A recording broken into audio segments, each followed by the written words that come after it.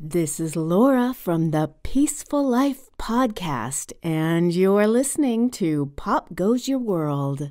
I'm Chris McBrien, and the pop culture from Generation X is everything to me. And I'm Derek Myers, and I'm here to educate Chris on the great pop culture of today's generation. Episode 142, Man on Fire movie review.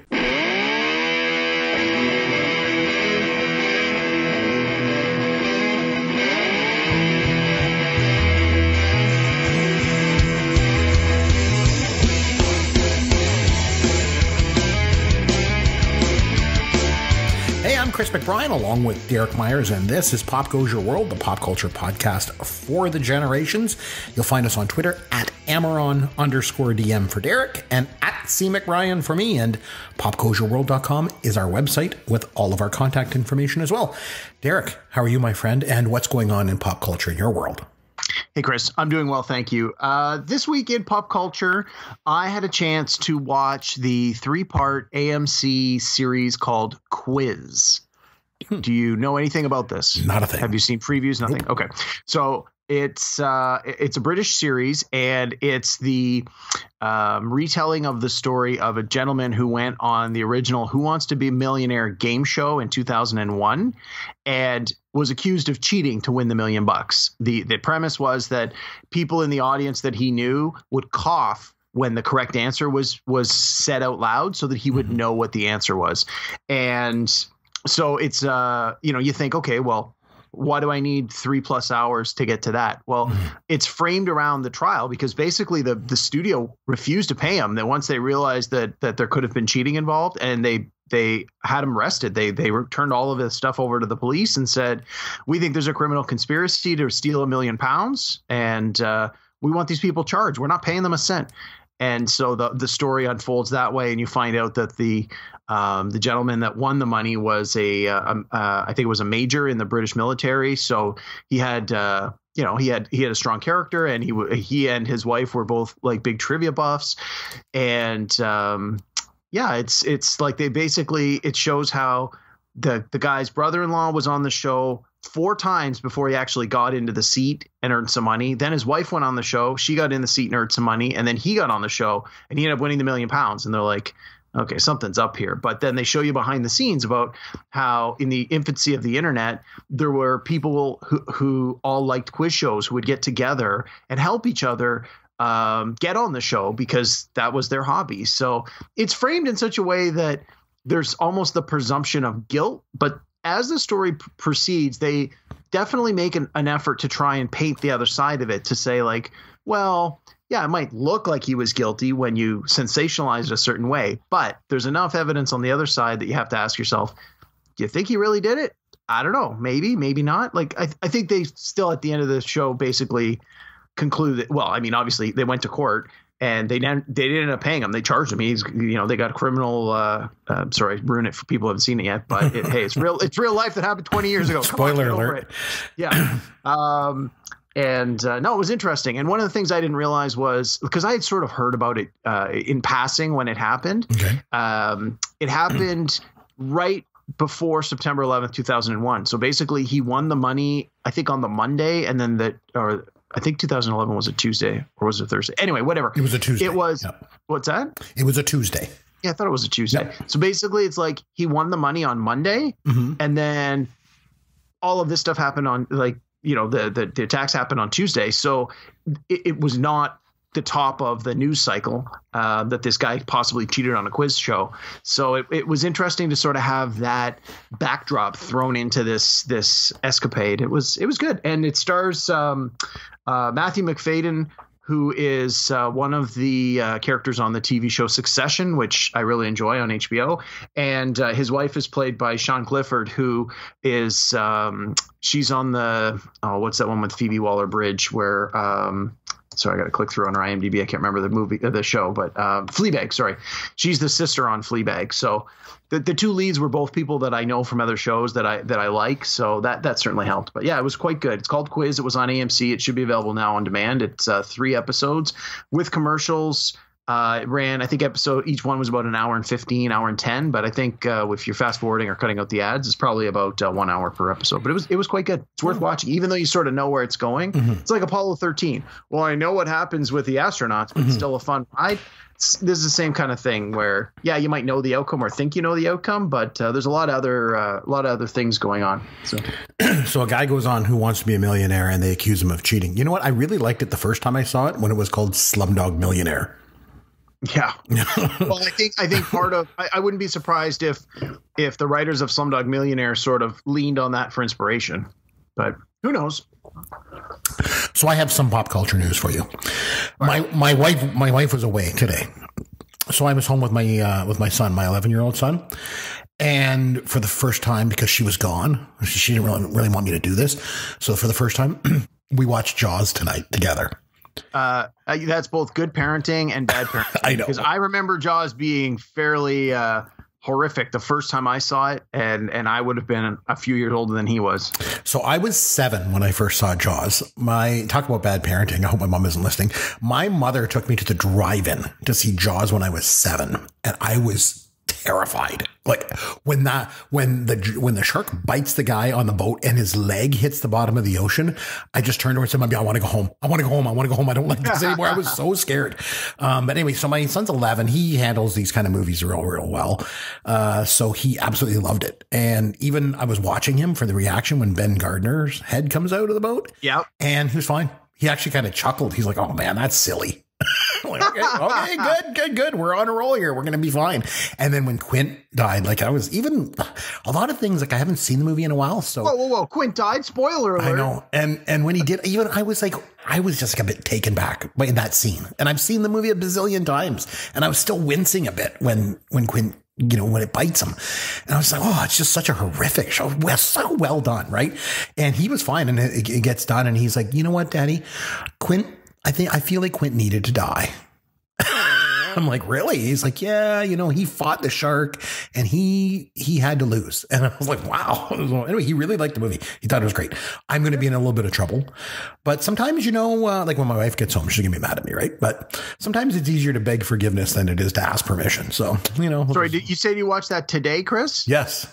So he hasn't had a chance to do an overnight sleep. Maybe he'll wake up in the middle of the night screaming that the shark's going to get him. So exactly. we'll revisit this on our next show, and we'll see how he actually. We may revisit during our recording, because he's upstairs in bed sleeping right now as I'm downstairs in the studio. So we may get a knock on the door at some point here in the studio. But anyway, I'm an old Gen X guy, and that makes me an embarrassing dad to my kids. So here's your dad joke of the week. Derek, why does Snoop Dogg carry an umbrella? I have no idea. Faux drizzle.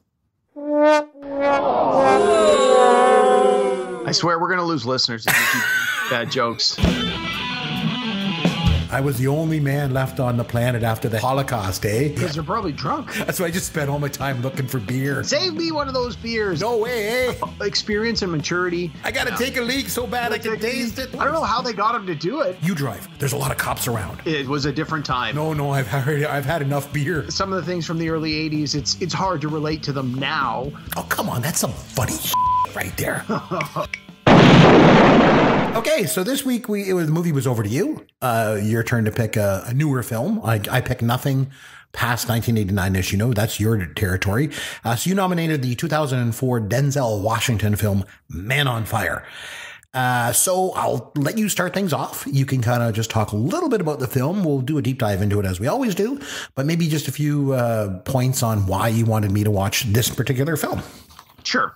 So, as I mentioned at the end of the last episode when I nominated this film, was Tony Scott is one of my all-time favorite directors, as I spoke about when we did our best directors show a few weeks ago. He has an outstanding resume, and I think Man on Fire is one of those movies that once people find it, they love it. But it didn't necessarily do a tremendous amount of money in the box office, but it does replay on cable a lot, like a ridiculous amount of times. So again, once people are aware of it, I think you're going to notice it show up in your lineup more frequently than you might have ever imagined. And with that in mind, I've I've seen the movie at least a dozen times. And when I rewatched it last week, it was every bit as good as to me as it was the first time around. I loved it. You've got this stellar cast. Led by Denzel Washington. So Denzel Washington and Tony Scott worked together 5 times over the course of Tony Scott's career. They did Crimson Tide in 1995 was their first collaboration. And then, it was almost 10 years later, 2004, Man on Fire was their next movie together. Then they did Deja Vu, 2006. Which wasn't great, but it was okay. Taking of Pelham 1, 2, 3 remake in 2009, which was quite good. And then Unstoppable in 2010, which was Tony Scott's last film, which was excellent. And I think at a show a little down the road, we may have to watch Unstoppable because it's quite good as well. But I think Man on Fire, in my mind, Man on Fire was their most successful collaboration. For broad strokes, for those who maybe haven't seen it at all or haven't seen it in a while, the character of Denzel Washington is a career military man who has left the military and is doing independent work.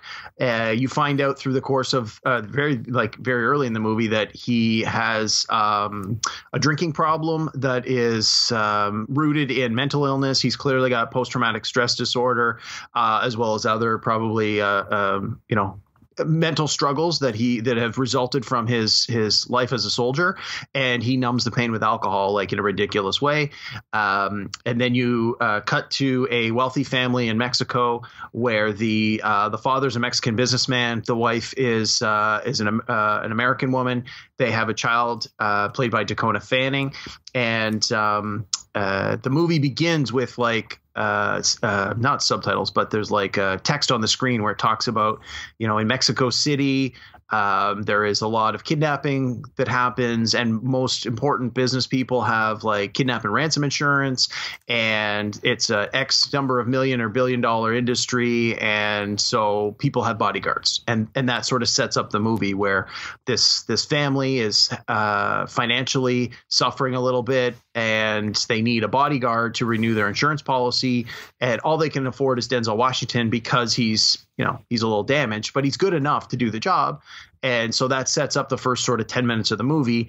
They bring him on as a bodyguard for the daughter, and then things go from there. And I mean, as you might expect, partway through the movie, the daughter eventually gets kidnapped, and Denzel Washington has to go to work. But it's not your typical Denzel Washington movie like The Equalizer, where it's just a hey, bang bang, shoot 'em up by the numbers. It's very gritty. It's very emotional.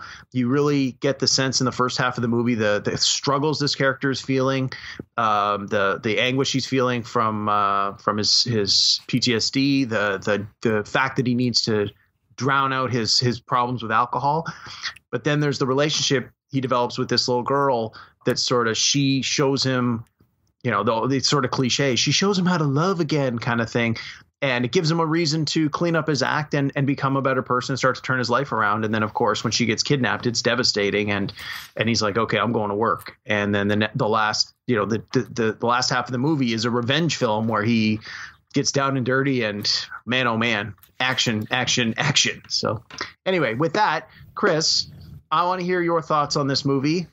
This isn't really like any of the ones I've recommended before.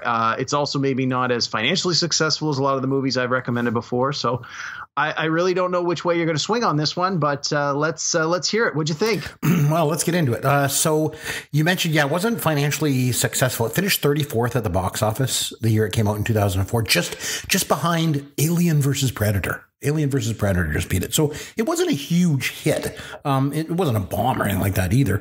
A couple things about it. So the movie is long. I mean, really long. It's 2 hours and 30 minutes or something. Yeah. Okay. So it's long. It came out after 1989. So we all know how this plays out. I'm going to hate it, right?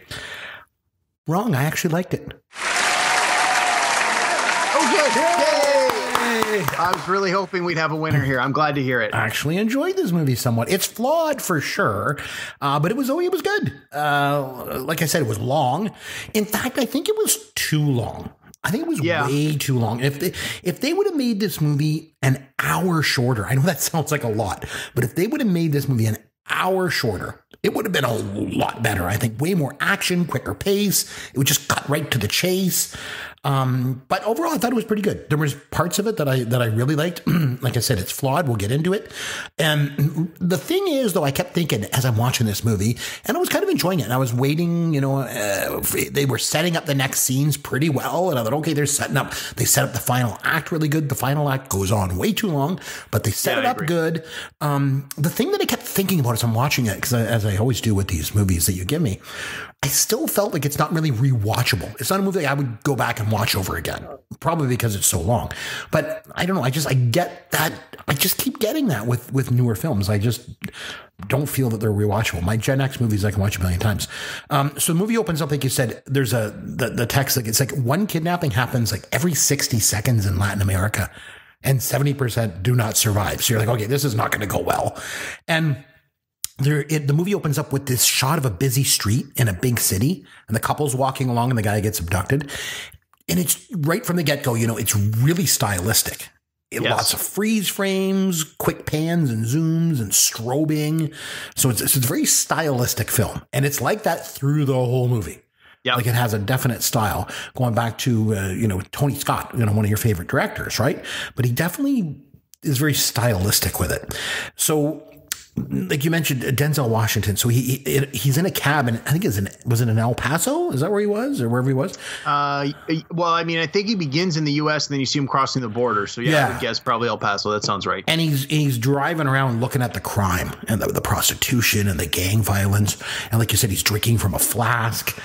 Later, we see him reading from a Bible. It seemed to me those were just put in to try to add some character depth. They're not really needed or important to the story at all, really. But then he meets up with Christopher Walken, who I love in anything. I mean, that guy can be in anything. He's worked with Tony Scott in a few of his other films as well. So he's got a few little bit parts here and there in other movies. So it didn't surprise me to see him show up in this the first time. Oh, he's so good. And he says, "I live like a king." He's got the big house and the swimming pools of the girls in bikinis. I'm not sure that they even mention what he does or what he did to get his money. They talk about it sort of in a roundabout way. It seems that he is a bodyguard broker, because he talks about how his men are protecting a Japanese conglomerate, someone or other in Mexico City, and that's how Denzel Washington's character Creasy, through Christopher Walken, gets the job. So it seems that the Ramos family has reached out. Christopher Walken, being a broker who puts bodyguards in place, has reached out to his friend Creasy to basically say, look, I know you're qualified for this job, but you're not as good as you used to be because of the drinking, among other things. And you're the best they can afford. So that's basically what his role is. He's retired military, because they talk about having a shared past. So you assume that Christopher Walken was a military man at some point and has retired now and has parlayed those skills and those contacts into a more legit style business. And then later in the movie, when Denzel Washington's like, I need weapons and stuff. Yeah, again, that's why Christopher Walken's able to put him in touch with certain people. 'Cause as someone who arms bodyguards, you would know the people that sell and deal with those kinds of heavy artillery and military weapons. I'm glad that you mentioned that they had a shared past, because that was evident. Because Denzel Washington, one of the first lines in it, he says to Christopher Walken, he says, "Do you think God will forgive us for what we've done?" And so they don't really explain it or anything, but you just know there's a past between them. They've done something bad together at some point. And then the next scene is Mickey Rourke and Mark Anthony are talking in a restaurant. So I'd just like to talk about Mark Anthony for a minute, if we could. Sure. How did that guy ever get J-Lo? Yeah, I don't know. I'm not really familiar with his body of work. I'm just clicking through now. Like he's more of a singer than an actor. He's a singer. Yeah. So Jennifer Lopez, he was married to her for a while, right? And she is one of the most, if not the most beautiful woman on the planet. And he looks like a walking corpse. Yeah, I don't know. Is it just because he's rich? Is that what it is? I don't know. Anyway. No, well, I mean, I got to think that when he married J-Lo, she probably had a pretty sizable bank account as well. So I can't imagine that's the sole motivator. But yeah. I don't know. People find singers appealing. Like this is something that's always baffled me. You see a lot of performers and musicians where they're famous for whatever, and then like for their singing, and then you see them with like these beautiful partners, and you're like, really? What do you find so attractive? It's like, oh well, they have this charisma, they have this singing ability. Like a lot of people just that is a super turn on for them. So maybe that's as simple as that. I don't know. There is truth to that. I remember when I was in high school, I just wanted to be in a band so bad. So I ended up forming a band in high school with a bunch of other guys, and it was mainly for me because I wanted to meet girls. Because I was kind of nerdy, and I mean, girls didn't really come to me, like they didn't think anything of me. They thought I was just this nerdy guy, and I mean, it's me, I don't blame them. But so I thought being a musician, that's gonna be my ticket, because I think you're right, these musicians, someone like Keith Richards can get good looking girls. I mean, look at Keith Richards. He looks like he died 20 years ago and just doesn't have the good sense to lay down. Yeah, I guess. But think about, again, it's easy when someone's got money to sort of look past some of the physical flaws. But sure, but even look at a lot of new and up and coming bands, or you hear about stories of bands when they were, performing in bars every weekend, and it's like they still had followers and they still had groupies. And it's like, I've never understood that whole thing of people who want to be with someone who's in a band. It's like, well, if that's what does it for you, great, but that's not something that's ever done it for me, and not something I've ever really understood. So Denzel goes with Mark Anthony to meet Mark Anthony's wife to see if she will approve of him as a bodyguard for their daughter. Now, I got to ask you this because you've seen this a bunch of times. Yep. Maybe it was just me, but in that scene when Denzel and the wife meet, there's something going on there. Maybe it's just me, but it seemed to me like they knew each other from the past or something. It never comes up again. So maybe I'm just out in left field, but I couldn't help but getting an impression in that scene. There was something going on there. No, well, if there was, it was never explicitly stated. Nope. I just got the impression that because the husband had already said on the way in that they had interviewed a number of other possible contenders earlier in the week, and the wife had basically put her foot down and said no. And I always just read the scene as something about the way that Creasy presents himself and answers her questions honestly, flaws and all, that she just appreciates the honesty, is happy that it's an American being a white woman in Mexico. She it feels that sort of camaraderie of a fellow American. And again, I think there's something to be said for someone who's just physically imposing. And I mean, Denzel Washington, when he wants to be physically imposing, he certainly can be. And I think that it's just supposed to represent that she gets a very good first impression on him, and that's all there is. I wouldn't read much more into that. Yeah, I don't know. Like I say, it was just me. Anyway, so they hire him to protect their daughter, played by Dakota Fanning, like you mentioned. Now, again, maybe it's just me, but I got the impression that Dakota Fanning wasn't Mark Anthony's daughter. I felt that she was obviously the daughter of the wife, but I felt that she was like from a previous relationship. Now, maybe it was just because Dakota Fanning doesn't look Latino at all. Right.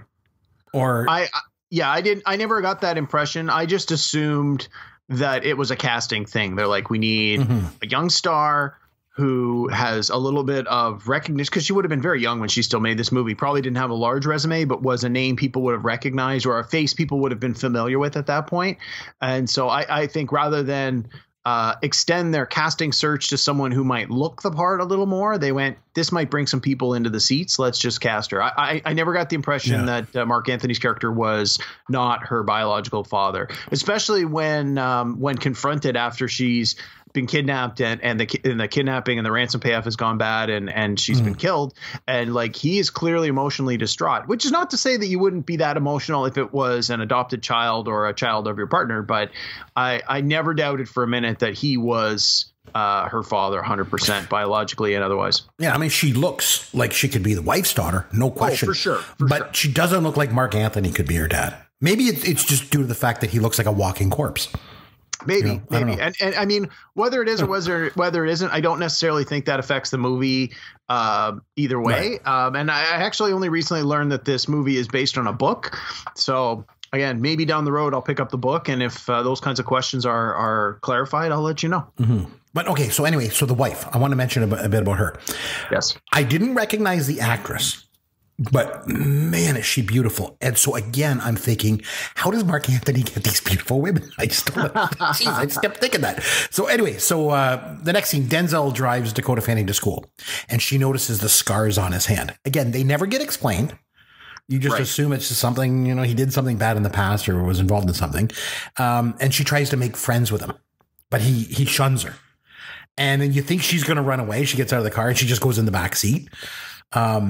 And then when they go to the school, Denzel talks to the headmistress and he knows the passage from the Bible that she quotes. He finishes the quote for her. So he's a drinker. They establish that.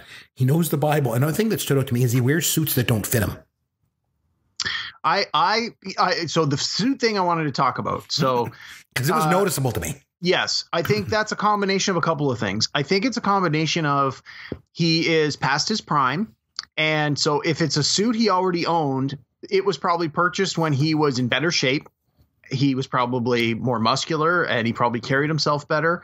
So I think that was part of it. Is it's supposed to represent that it's like he's slightly diminished from his original stature physically. Or the other thing is this is all he could afford given his limited resources and the fact that he knew he needed to, quote, look professional. But I did notice when I was watching it through this time was he wears the suit and tie at the beginning, almost like, and I think they might even mention it. It's like it's a uniform. Like, this is your uniform. You wear a suit and tie. You're the bodyguard. And then as he eventually starts to develop the relationship with the young girl and open up to her and start to befriend her, his dress changes and he starts wearing more casual clothes. He wears the loose fitting sort of Hawaiian style shirts and that kind of thing. But then towards the end of the movie, when he sort of goes back into full on bodyguard revenge mode, he puts a suit back on when he's like, quote unquote, going to work.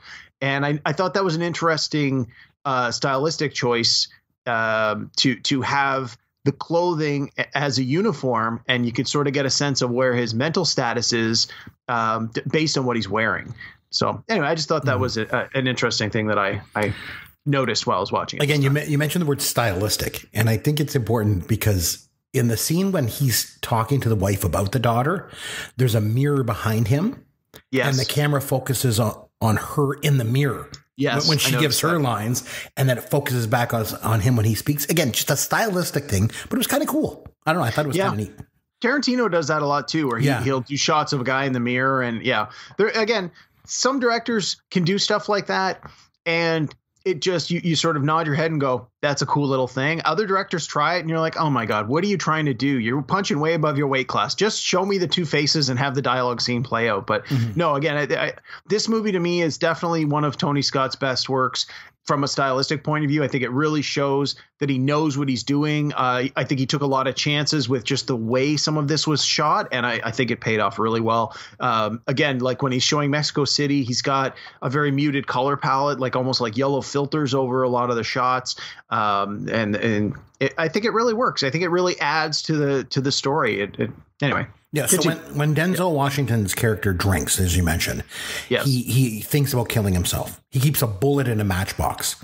So he's tried to kill himself. They showed it. Yeah. He's thought about this multiple times, right? He kind of reminded me of Riggs in Lethal Weapon. Yeah. Keeps that bullet. He's thought about this more than once, right?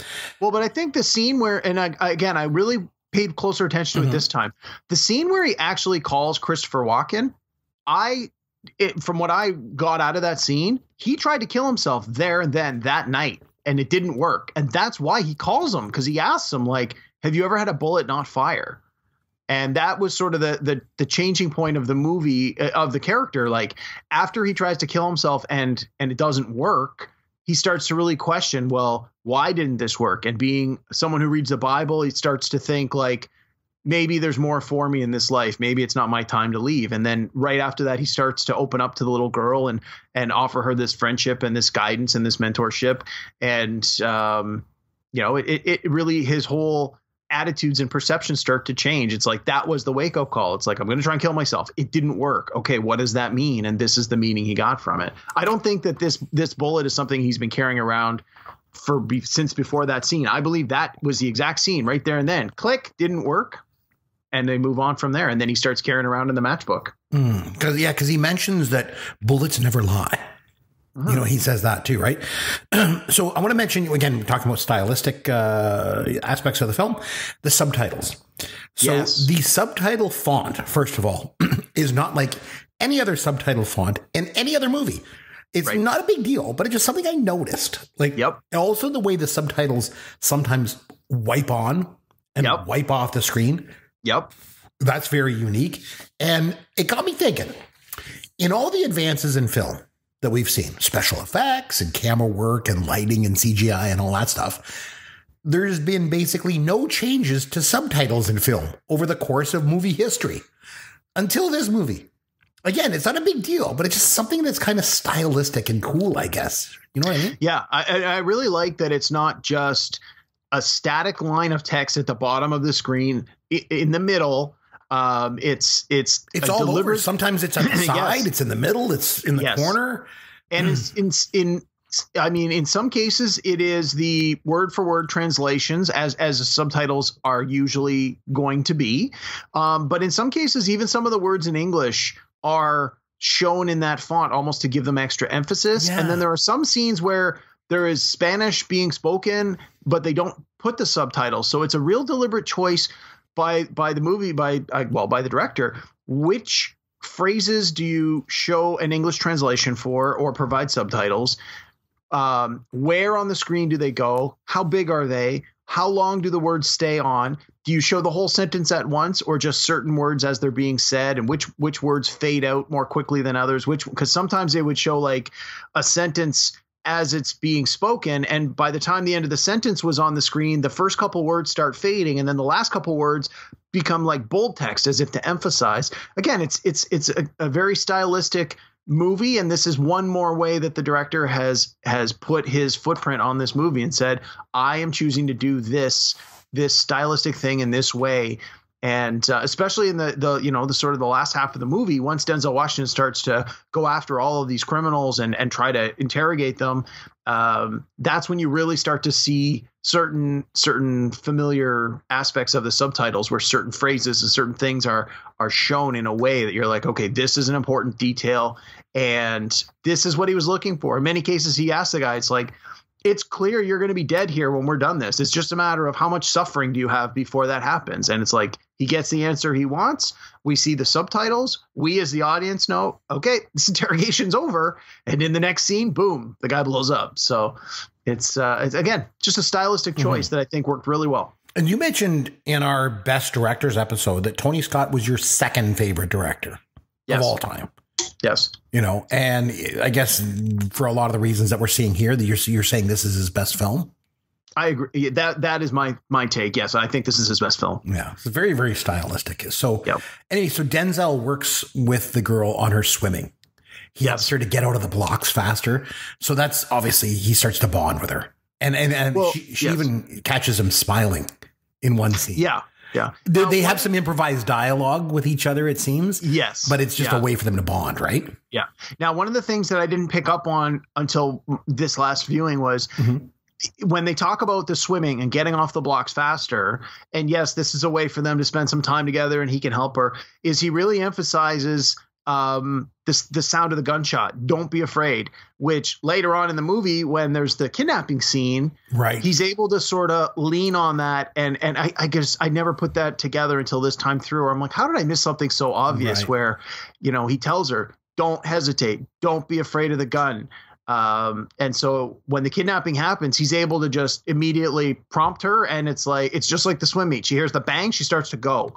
And I thought it was an interesting parallel that I regret to admit I didn't pick up until this time through. Right. That's when remember she wants to give up the piano, but Mark Anthony doesn't let her. And we find out later on it's because she has to go to the piano lessons because that's where the kidnapping happens. Because later on we find out he's in on it. Right.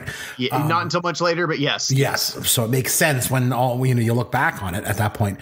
But, that scene that you mentioned that where the kidnapping starts to happen, the cops come in and the bad guys all come in and she's going to get, abducted, and Denzel starts shooting the gun almost like to trigger her to know, Yeah, run, absolutely. get out of the blocks, go, right?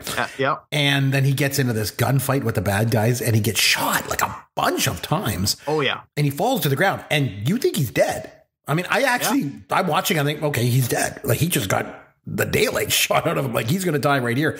Pretty rare to kill off your lead character. Unless you're Hitchcock and Psycho, you know, but probably even more rare when Denzel Washington's your lead actor. And I'm thinking, since this movie is so long, there's still like an hour and a half left in this movie. I don't think he is dead. Turns out he doesn't die.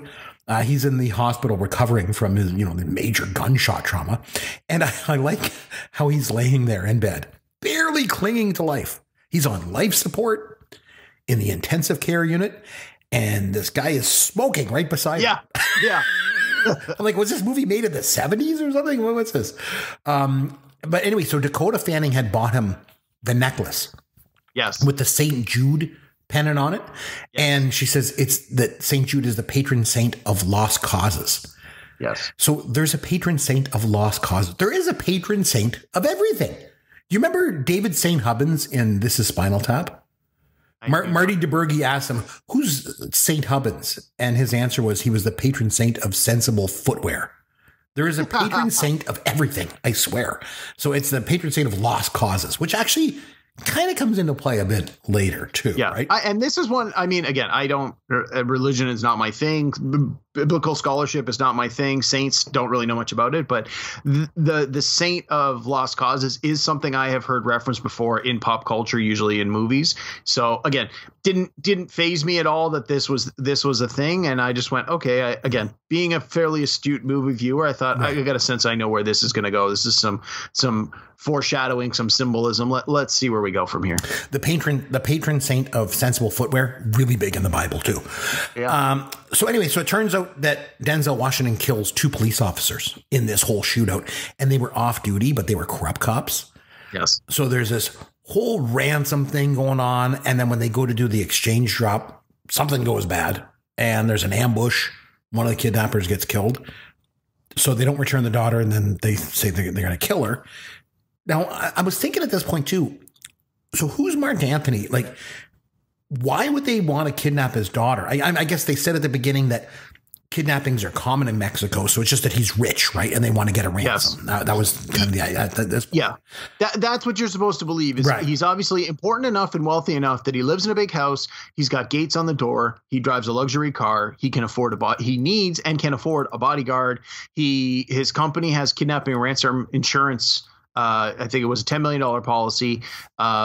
So again, they don't go into the specific, and he travels for work because they talk about him, flying here and flying there. Clearly, he has ties to an American business because I think he goes to Chicago at one point. Yeah, they leave the daughter with Denzel Washington at one point, right? Yeah. Well, and I assume there's they mentioned that there's a cook and a gardener. So again, I assume there's a whole staff that would have been there to watch over the daughter. I don't think it was, hey, Denzel, you're the bodyguard. Now you're the babysitting bodyguard. Right. But again, I'm not going to worry. Again, broad strokes. I'm not going to worry so much about that. But anyway, yeah, I think it was as simple as that. It's they set it up to let you know that he's wealthy enough that his family could be targeted, so that when they are, you're like, okay, well, based on the setup, this makes sense. And then much later in the movie, we realize, well, it was not only does it make sense, it was a deliberate targeting kidnapping where he and the lawyer had planned this out, where they were going to ransom the daughter and claim there was an X $1 million of ransom, and then they were going to pay the ransom and keep some of the money themselves. And because you find out later that the husband is financially in debt and he doesn't have any money, he's living well beyond his means, and on paper, it sounded great. Well, these guys are going to take my daughter, but they're going to treat her well because we're going to pay them millions of dollars, and she's going to watch cartoons and eat ice cream, and I'm going to have her back the next day. And yeah, it might be traumatic, but at the end of the day, I make millions of dollars. It's the easiest thing we ever did, doing some insurance fraud. Unfortunately, because of all the other problems, everyone else is greedy and everybody wants a piece of this, and nobody talks to each other because they're all selfish. And we believe the daughter has been killed because this ransom went astray, and the kidnappers, I think he says his cousin or his brother or somebody was killed in the shootout. So he's like, well, hey, I'm a businessman, but you killed my family, I'm killing your family. And again, the first time through, it makes sense. You don't question like, well, come on, of course she's not dead. It's like, well, that it stands to motivate the character. Denzel Washington fully believes, as does everybody else, that the daughter has been killed because the ransom went bad. And he's like, okay, well, it's time for some revenge. And one of the things you had mentioned was during the actual scene where they kidnap her, Denzel's character manages to kill 4 people. They find out it's, 2 potential kidnappers and 2 police officers. And then there's this whole thing about we find out the police are corrupt. Excuse me. But it's when he's in the hospital, the doctor even says something to the effect of, if you don't rest and let these wounds heal, you're not going to live through the month. Like, these are potentially fatal wounds. And in my mind, and I think it's a pretty reasonable interpretation, is once he realizes that Lupita has been killed, he figures, well, she was my motivation for living, right? Like, she was the one who sort of put him back on the straight and narrow. And he's like, the only thing I can do to honor her memory at this point is extract this revenge and punish those who have, had any sort of a hand in her death. And I don't think that he has any belief that he's going to live through that month. I think he fully feels that, this is what I was put here to do. I was here to protect her. I couldn't do that. So this is what I'm here to do now, is extract my revenge. And then that's it. My story's done. And through the course of the movie, you see him, like, his wounds are constantly coming open. You see the scenes of him dipping himself in the pool over and over again to sort of wash away the dry blood. And it's clear that he's not at 100%, and these wounds are really taking a toll on him. And even in a later scene, he takes another shot to, like, the chest, and it's like, okay, his days are clearly numbered at this point. So at the, to jump ahead a little bit, when at the end they talks about, I exchange a life for a life, her life for your life. That's not a hard decision to make at all. He knows he's on borrowed time and doesn't have a long time to live. And if he can get this girl back in exchange for the hours he has left on his life, that's a good trade that he's going to make all day long. So, well, at this point, we learn about La Hermandad, right? This brotherhood of corrupt cops that protect each other. And that's important because it comes back. But I like the scene when Denzel goes into Dakota Fanning's room and he reads her diary. And that's when he finds out that she loved him. And the mom comes in and she's like, okay, what are you going to do? And he's like, I'm going to kill them. I'm going to kill all of them. And see, to me, that's where the movie kicks into high gear. I was like, yeah, okay, here we go. And my only thought was, I wish they didn't spend an hour and a half to get there. They could have established the whole story in about 30 minutes and then just get to this part. And I think they needed it. The buildup to me was necessary. I think you could have trimmed maybe 5 minutes out. I think all the scenes of him listening to the Blue Bayou and all that, they did it more than once. And I thought, okay, I get it. But I think that, when it switches over like that, if you're paying attention up until that point, the choice of music and the choice of score has been very deliberate to set a certain mood. And right after that scene where he says to the wife, I'm going to kill them all, the music changes drastically. And from that point forward, you get the hard guitar sound, like more of a rock and roll style sound, where up until then you've had blues, you've had country, you've had classical piano. Again, the classical piano being both the piano that Lupita is playing when he first comes into the house. And then that seems to be tied whenever they're playing the classical piano, it's tied to scenes with the daughter. And it's not until later in the movie that we start to hear that classical piano again, once you realize that daughter's not dead and he may be able to save her. So again, it's just layers upon layers with this movie. It's, yet an additional stylistic choice by the director to say, like, we're going to emphasize things and play with the mood by our musical choices. So any case, I mentioned at the top that I thought the movie was flawed. And this is where one of the key parts where I think it's flawed is in how the running length. I think it could have been trimmed. So anyway, he's on a mission, and then he loads up on all these, like, tons of weapons. He's got handguns and rifles and like a shotgun and a grenade launcher. And like I mentioned earlier, this scene really sets up the final act of the film. Oh, yeah. I really like that about it. It's very stylistic. It just sets up the next act. Now, the next act goes on too long, but, there's that. So it gets going here. Denzel jumps in the car with the guy that was driving the car with the French flag sticker on it. And remember, he gets him to drive to the edge of town, and he strips him down and ties his hands to the steering wheel. With duct tape. Oh, jeez. And he cuts off his fingers, and he uses the cigarette lighter to stop the bleeding. Yeah. And then Yeah. This reminded me of so you had said in our director's podcast, we were talking about Tarantino and the glorification of violence, and you were saying what people think they remember about his movies is not always what actually happened.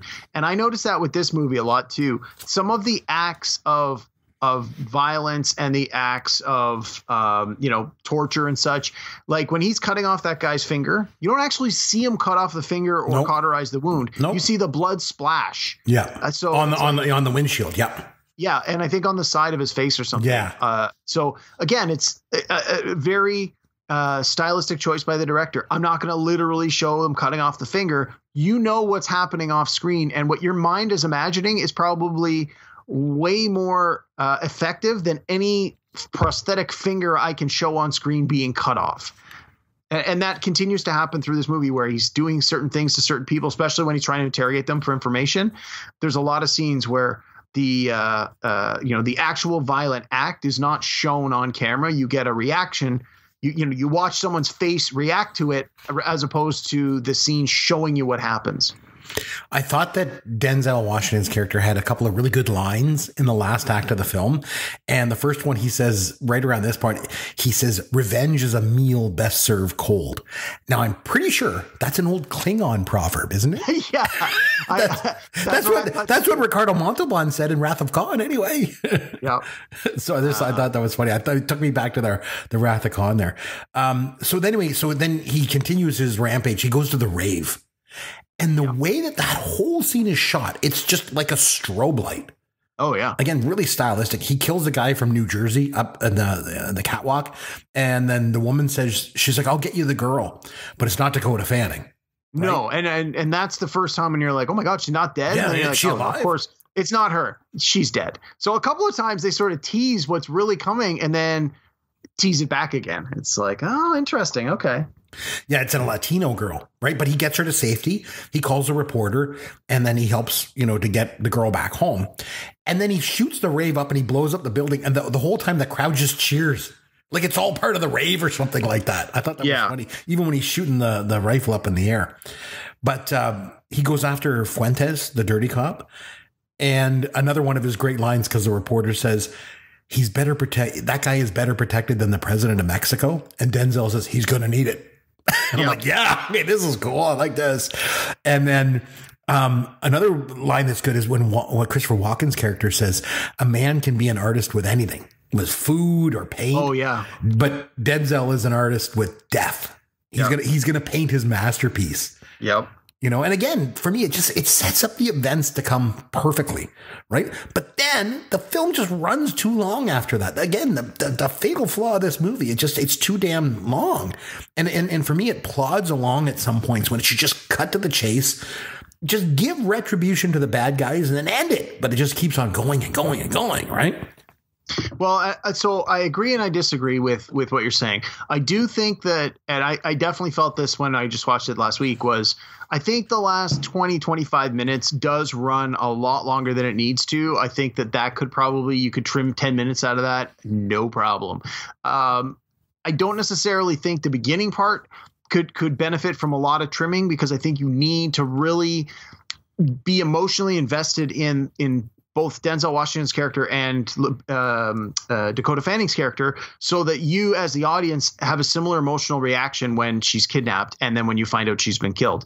But I do agree that I think that there's the end of it, especially, I found it's really felt like it was dragging on. It could have just been that, okay, I'm already 2+ hours into this and I had 20 more minutes to go. And I'm thinking, really?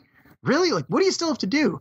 But on the other side of it, I think you needed to show him going through all those layers of middlemen, because it demonstrated just how involved this corruption was. It wasn't just one guy running the show and another guy, doing the kidnapping. It was people like the police and this mid-level guy in the rave who would take care of the kidnapped children, and it was the guy who was the Interpol guy. Like it was this tangled web of all these people, and frankly, I thought it was quite entertaining when you saw how he learned where to go next and then what he did in order to get the information he wanted. with no doubt whatsoever that, these people they're going to get killed. He already said he's going to kill them all. So, when the guy had his fingers taped to the steering wheel, like I had no doubt he was going to get killed. When the Interpol guy, he has him strapped to the hood of the car and he's got the timer up his butt and he's like, you got 5 minutes. It's like, there's no way he's pulling back on this one. Like, this guy's dead. So anyway, yeah, definitely the masterpiece. Right. Now, you mentioned that Dakota Fanning's character kind of taught him how to live again. Right. And I got that as well, obviously. So he's got a purpose, right? And he wants to exact retribution on the bad guys. And it reminded me of Taxi Driver in a lot of ways, because in Taxi Driver, you got this loner who sees all this crime and corruption around him. And so his way of cleaning up the mess of the world is to exact retribution on Jodie Foster's pimp, right? And so here, Denzel, he wants to clean up crime and corruption by killing these kidnappers. And really, it's just a lost cause. Well, I don't think he's trying to clean it up. I think it's a straighter line. It's simply, these are the people that were the key players in this happening. I'm killing them. And if it creates a power vacuum and somebody new steps in, well, then that's what's going to be. But if it also exposes them and possibly implements change, then that's good too. But I don't think his mindset is expanded to the point where he's looking at any of these broader implications. I don't think he's doing this like, I'm a social justice guy and I'm doing it to implement change because this is bad. I think it's just straight up, I'm going to the people who are the decision makers in this, because if they were all involved. Like, I think it's that black and white. That's the linear story, but I think there's a subtext there, because if you go back to the beginning, remember, he was driving around looking at all the prostitution and the crime and everything and just looking at it all disgusted. I think there might be a bigger, that's what I got out of it.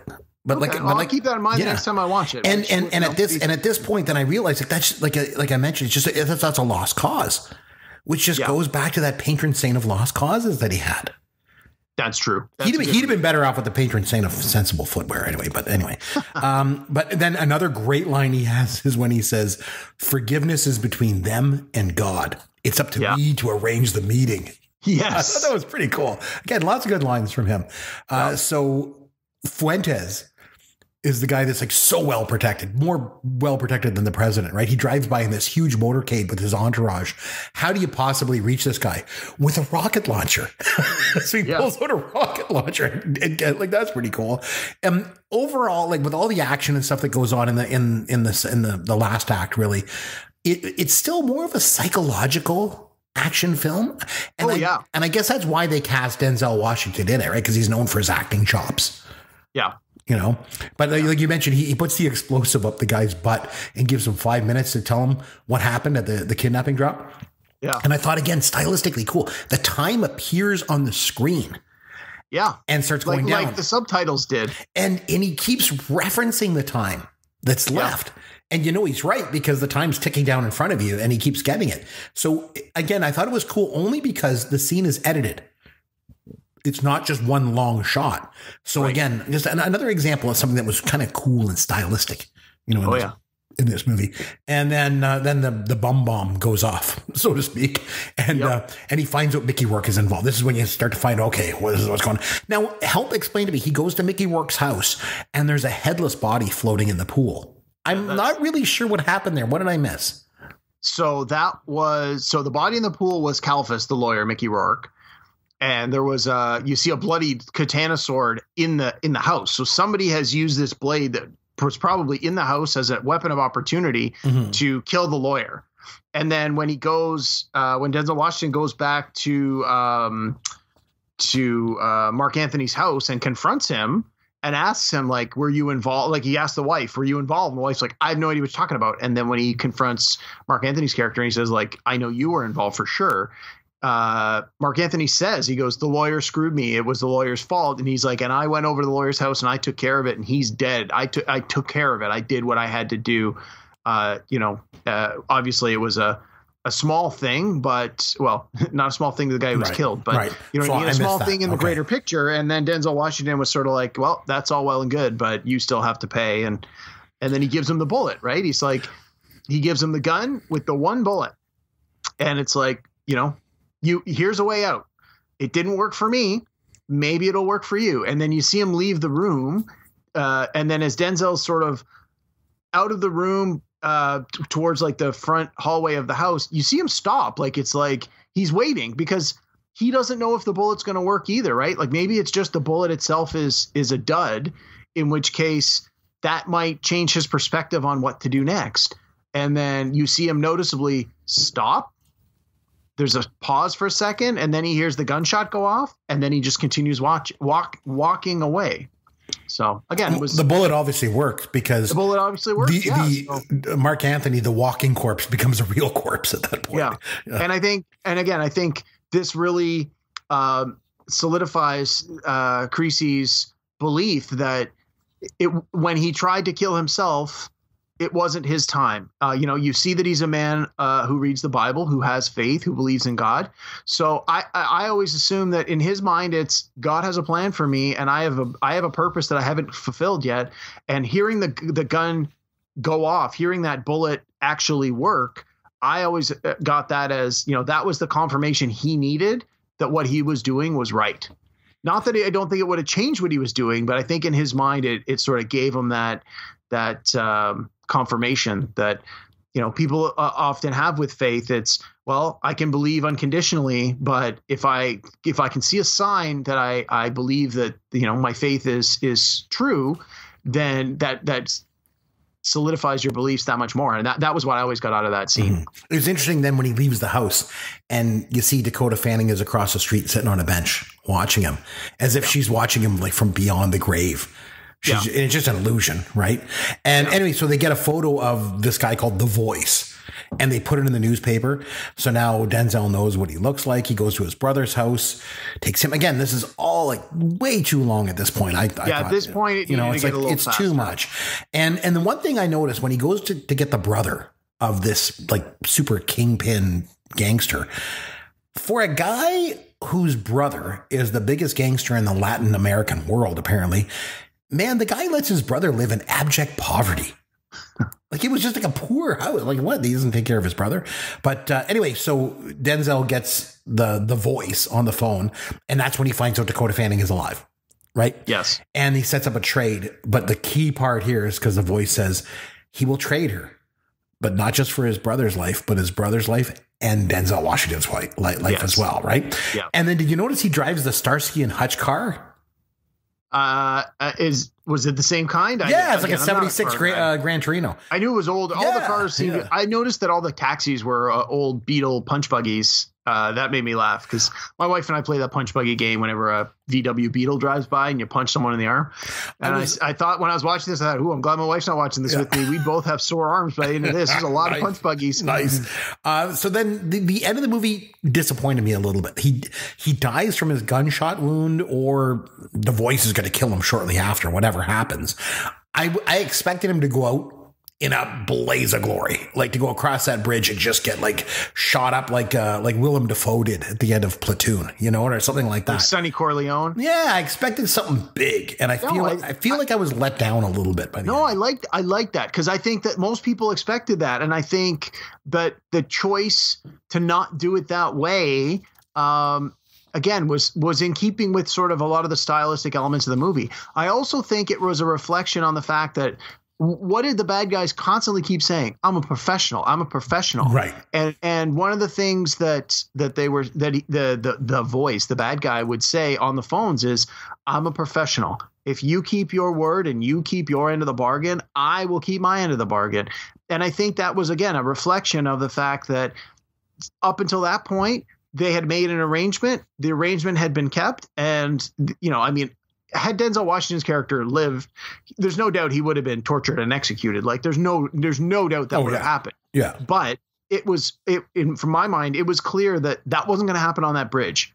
The exchange was the exchange. And then once the exchange was completed, Denzel would be brought to a different location where, now the deal has been completed.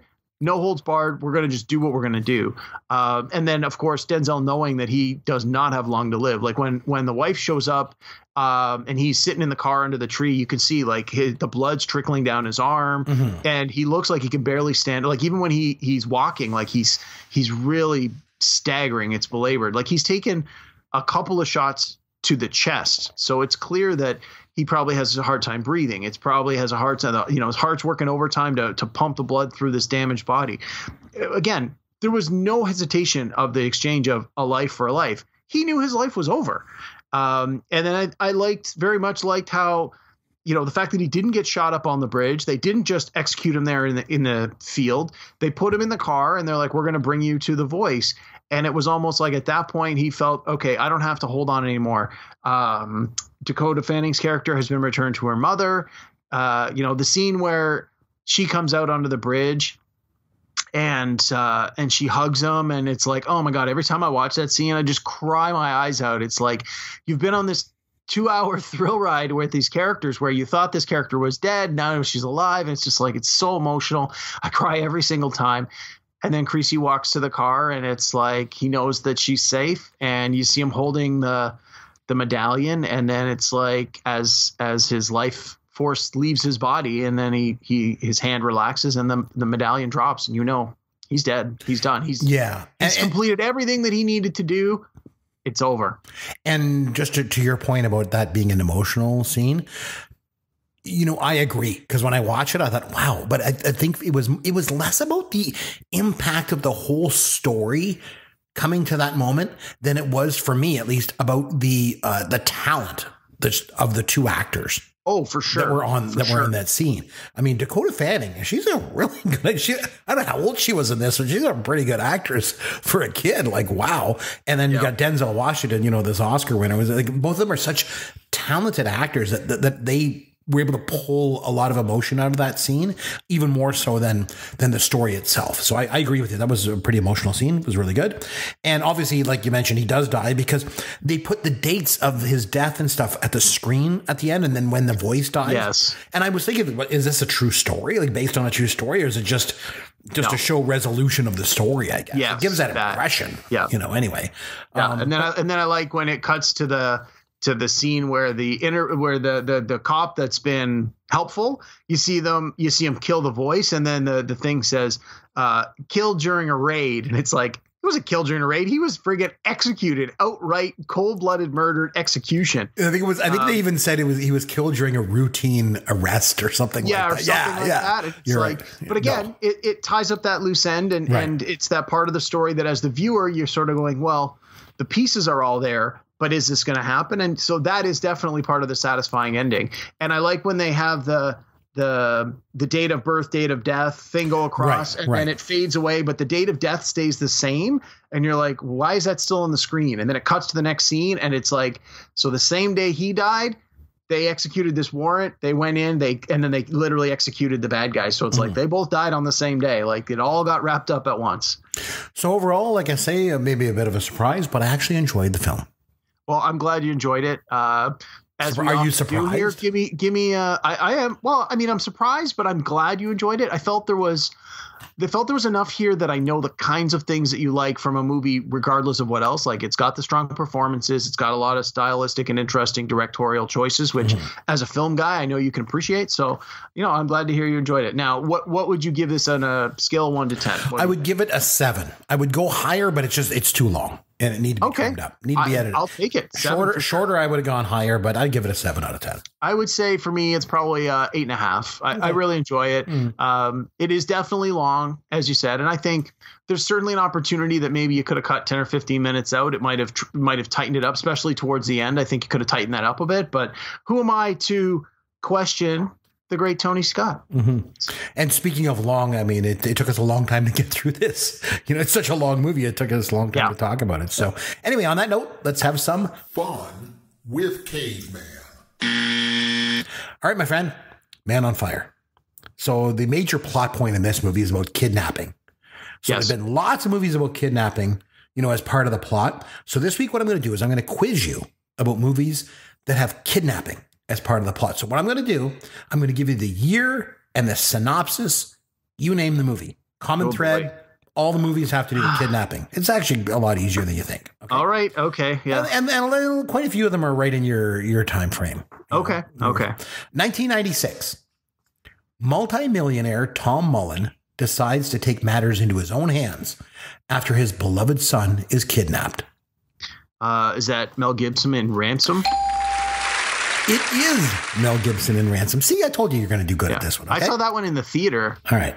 Also 1996, Jerry Lindegaard's inept crime falls apart due to his and his henchmen's bungling and the persistent police work of the quite pregnant Marge Gunderson. Oh, that was Fargo. Very good. Yes, it was. See, I told you said Gunderson. I'm like, oh, I know that name. It's from. And then the pregnant. I was like, yes, Fargo. Also 1996, a banner year for kidnapping films, apparently.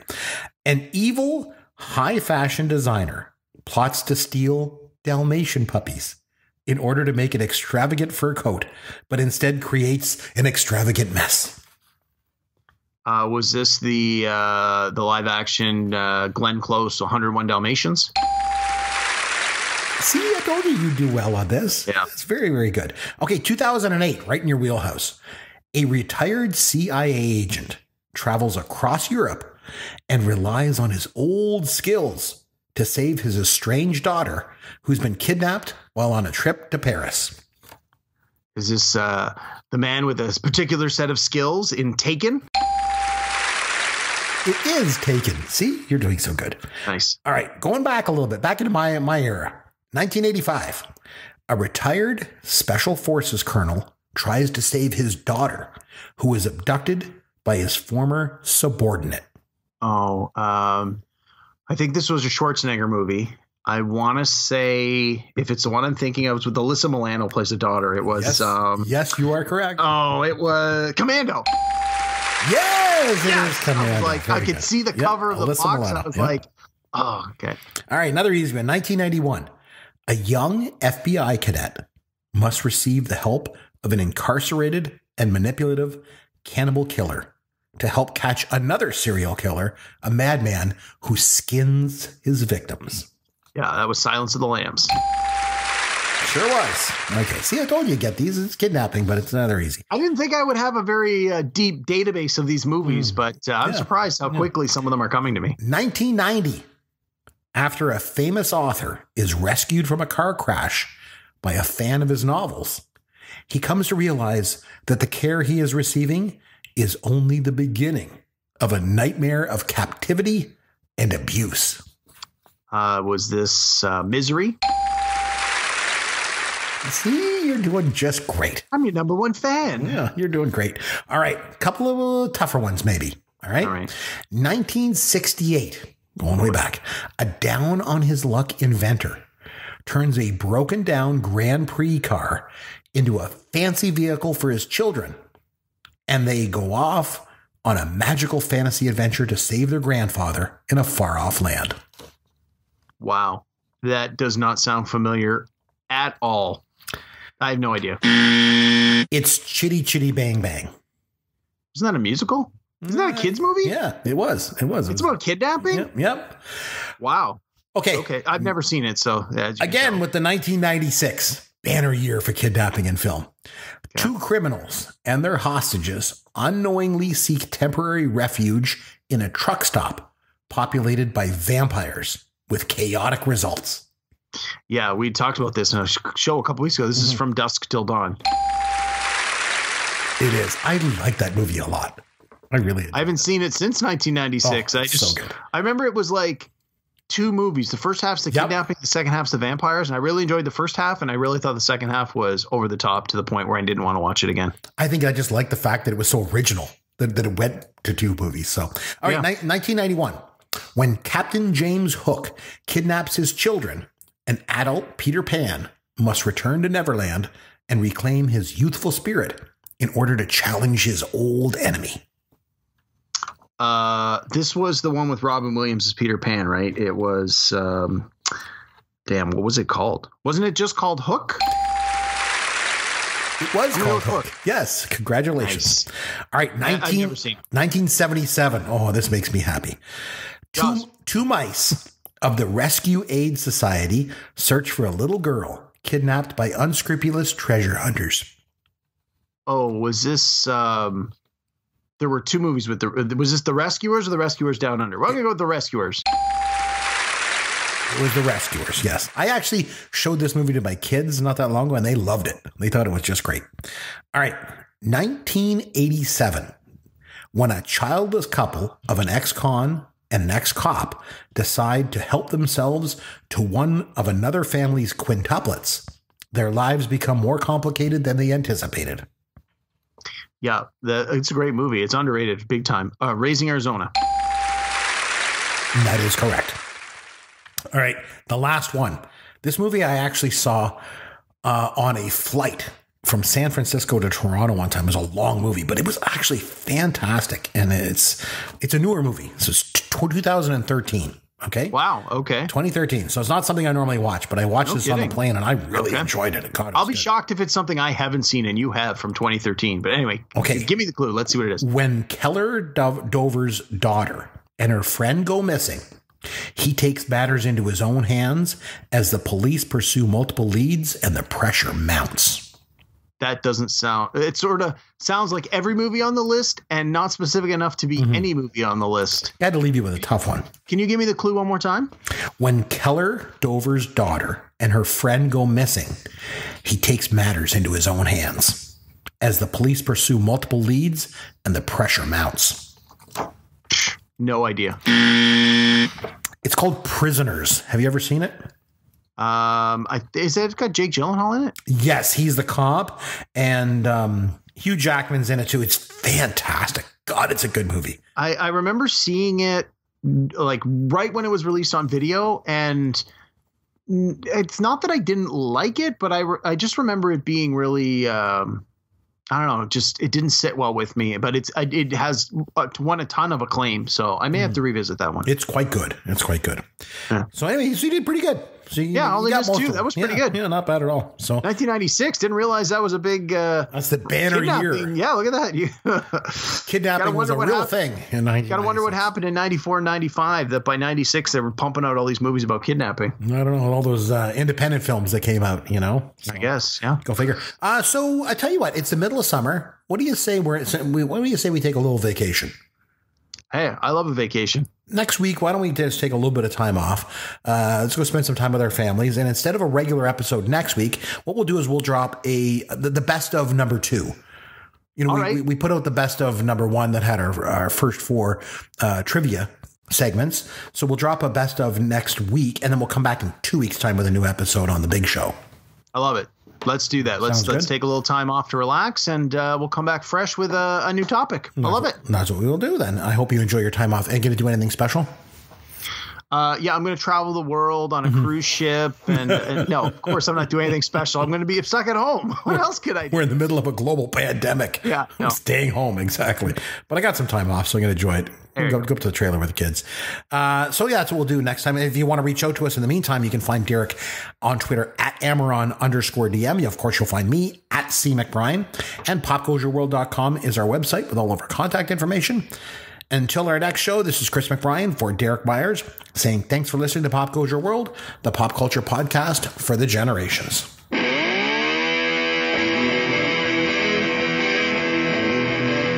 Thanks for listening to Pop Goes Your World. You can contact Chris and Derek at popgoesyourworld.com. Please take a minute and review the podcast on iTunes or wherever you download and listen to the show.